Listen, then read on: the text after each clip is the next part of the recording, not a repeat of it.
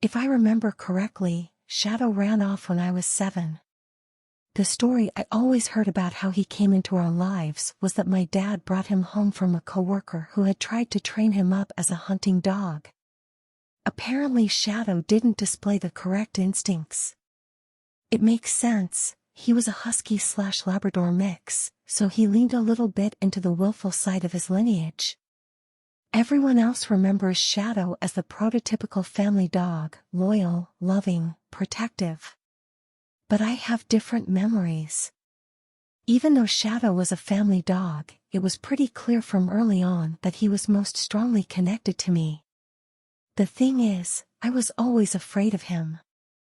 He'd follow me all around the house, nudging me this way and that if I wasn't doing what he wanted. I didn't want to be alone in my room with him, but he always managed to corner me in there, and wouldn't leave when I told him to. More than once I'd do something bad and I'd swear it was because he told me to do it. I'd always chalked it up to my childhood imagination, but I remember specifically once when I was maybe 5 years old and my sister was standing at the top of the stairs, he told me to push her down. "No. I won't," I said. My sister, who was a few years older, said, "Won't what?" Then Shadow stared at me and I heard his gruff voice speaking. "If you don't push her down the stairs, I'm going to go into her room tonight while she's sleeping, and I'm going to rip her throat out."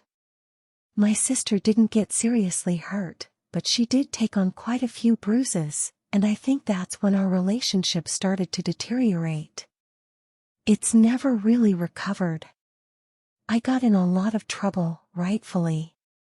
And my parents kept a better watch over me for quite a while.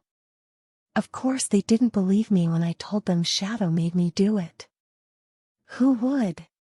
"You're going to bang your head against this shelf until your parents come to check on you," the dog told me.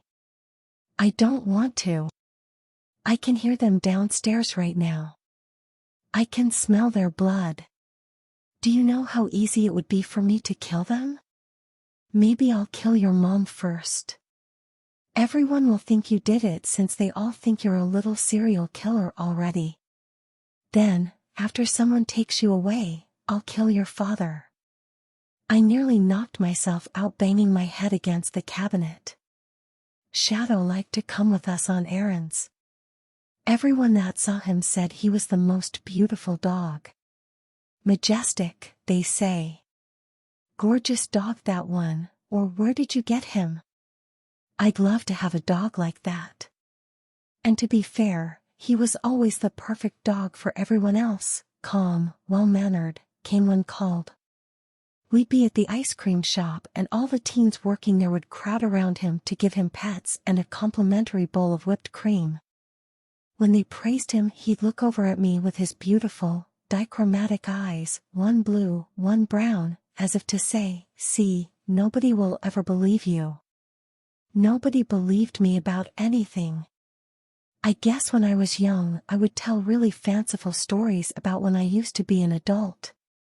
I had this whole life built up with a whole other family and career in the post office, and once I told my parents about it enough, I think they decided that I was simply one of those kids who couldn't tell reality from imagination. They got mad at me with how long it went on. My mom tells me once, specifically, I'd awakened her sobbing saying the bad man. He QA'd me. He broke in the house and QA'd me with a gun. Apparently she had to be up early for work that morning, so she was especially angry. "It's just a dream, silly bug," she said, practically dragging me back to my room. I was a little older when I started hearing the babies crying outside. Not every night, but maybe once every couple weeks. I'd awaken in the middle of the night, afraid. Then I'd hear it, a baby crying outside. My mom threatened to lock me in my room at night if I didn't stop waking her up every time I had a nightmare. And where had that dog gone? She thought if he was in the room I'd feel protected and wouldn't have to wake her up every time I had a nightmare. I was at brunch with my mom recently when the topic came up about how I was always so imaginative as a child, and she filled me in on some information I wasn't aware of. When I was being awakened by those crying babies, there had actually been a string of child abductions in our city that have gone unsolved to this day.